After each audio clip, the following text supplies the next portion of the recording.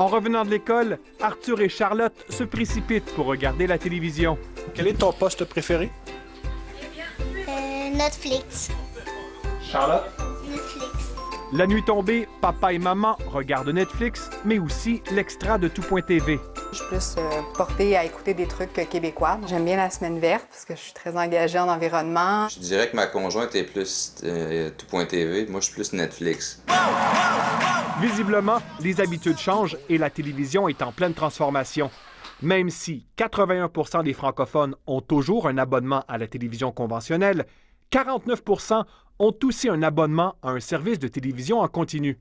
L'offre de contenu explose. L'offre est tellement diffuse que les gens ne sauront plus quoi choisir. Tu veux pas avoir 1600 postes puis pas savoir quoi regarder, là. Oui, il y a une guerre de prix, c'est sûr, qui se prépare. Des joueurs comme Disney, Apple, etc., qui rentrent sur le marché, pour atteindre leur seuil de rentabilité, ils doivent aller chercher entre 60 et 90 millions d'abonnés, puis ils n'ont pas 10 ans pour faire ça. 7 géants de la télévision en continu s'affrontent au Canada. Dans le coin droit, le numéro 1, Netflix, se fait concurrencer par Amazon Prime Video, par Crave et nouvellement par Apple TV+, et Disney+.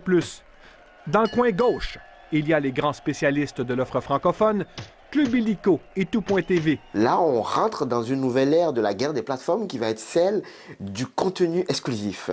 Et bien évidemment, on peut se réjouir pour les consommateurs, les téléspectateurs que nous sommes, mais en même temps, ça entraîne une autre question qui est celle justement de combien qu'on paye pour avoir accès à ces différentes plateformes.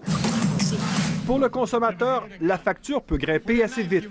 Un abonnement à tous les services représente une coquette somme.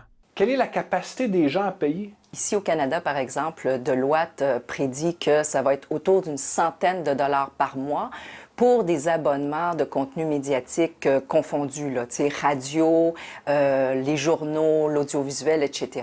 Donc les gens vont devoir faire des choix nécessairement, là. C'est ce qui va se passer. Absolument. Il va falloir qu'ils fassent un arbitrage et décider, choisir à quel service ils vont s'abonner. Puis c'est pour ça que je prédis, en fait, qu'il va y avoir beaucoup de fluctuations. T'es où, man? Jason, j'ai besoin de toi. Le nerf de la guerre, c'est le contenu original. Le Club Illico et tout.tv misent sur des émissions en français.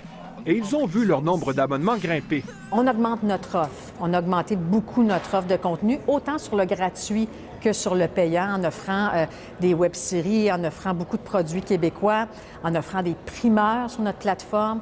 Il y a aussi plus de gens. L'offre de contenu pour le club, on parle de 6 000 contenus et autour de 10 000 heures de contenu de divertissement. Donc, c'est quand même une offre très alléchante pour nos clients. Tu détestes la musique à ce point-là? De retour sur le divan, Arthur et Charlotte ont droit à un véritable buffet de contenu télévisuel. Mais leurs parents les ont à l'œil. Eux, ils écouteraient sans arrêt la télé, ils aiment tellement ça, mais c'est important quand même comme parent de contrôler le temps d'écoute, justement. Puis nous, en tout cas, moi, c'est quelque chose auquel je tiens vraiment beaucoup parce que ça a un effet après sur le cerveau des enfants, donc il faut contrôler, oui. Nous, c'est à peu près quoi, 30 minutes? On essaie de s'en tenir entre 30 minutes, 45 minutes. 30 minutes par jour. Malgré l'arrivée de Disney+, pour l'instant, la petite famille n'entend pas s'abonner à plus de 2 services de télévision en continu. Ici, Louis-Philippe Ouimet, Radio-Canada, Montréal.